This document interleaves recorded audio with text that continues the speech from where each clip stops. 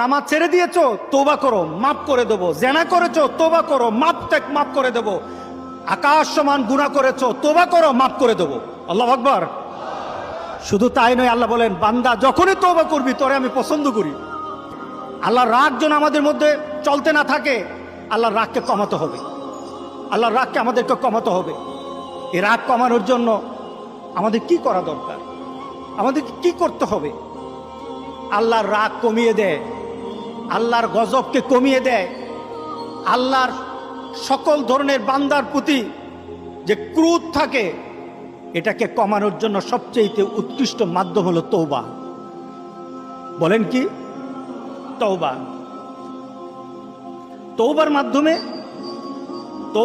আল্লাহ সুবহানাহু ওয়া তাআলা আমাদেরকে পছন্দ করেন।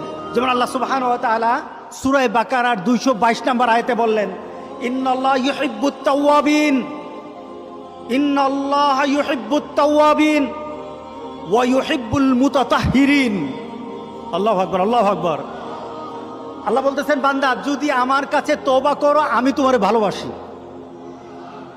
যদি আমার কাছে তওবা করো, তোমার গুনার জন্য তওবা করো। নামাজ ছেড়ে দিয়েছো, তওবা করো, মাফ করে দেবো। জেনা করেছো, তওবা করো, মাফ করে দেবো। আকাশ সমান গুনাহ করেছো, তওবা করো, মাফ করে দেবো। আল্লাহু আকবার। শুধু তাই নয়, আল্লাহ বলেন, বান্দা যখনই তওবা করবি তোরে আমি পছন্দ করি। এত গুনাহ করার পর তুই যখন আমার সাথে তওবা করবি, আমি তোরে পছন্দ করি। শুধু তাই নয়, আল্লাহ সুবহানাহু ওয়া তাআলা বলেন, যারা মুতাতাহহিরিন, যারা পবিত্রতা অর্জন করে, আল্লাহ তাদেরকে পছন্দ করেন। আমরা পবিত্রতা অর্জন করি কি দিয়ে? উযু দিয়ে। বলেন কি দিয়ে? উযু দিয়ে। আমরা পবিত্রতা অর্জন করি তওবার মাধ্যমে। প্রথম, এটা হলো আত্মার পরিশুদ্ধতা।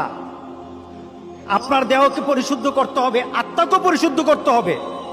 আপনার আত্মাকে পবিত্র বানাবেন। আত্মাকে পবিত্র বানাতে হলে তওবা লাগবে। এটা পানি দিয়ে হবে না, মাটি দিয়ে হবে না। আপনার আত্মাকে যদি পবিত্র করতে চান, তাহলে তওবা লাগবে। কি লাগবে? তওবা। এবার আত্মার পবিত্রতা হলো তওবা দিয়ে। এবার দেহ পবিত্র করবেন। আমার মাবুদ আমাদের প্রতি রাগ করে আছে, আমাদের মাবুদ আমাদের প্রতি রাগ করে আছে। আমাদের মাবুদকে আমাদেরকে সন্তুষ্ট করতে হবে। আমরা আমাদের মাবুদকে রাজি করতে হবে। আমরা তওবার মাধ্যমে আল্লাহকে রাজি করতে আর চেষ্টা হব। গোটা পৃথিবীর মুসলমান আর সময় নাই। সুতরাং আমরা আল্লাহর কাছে প্রাণ বলে আজকে কাঁদি।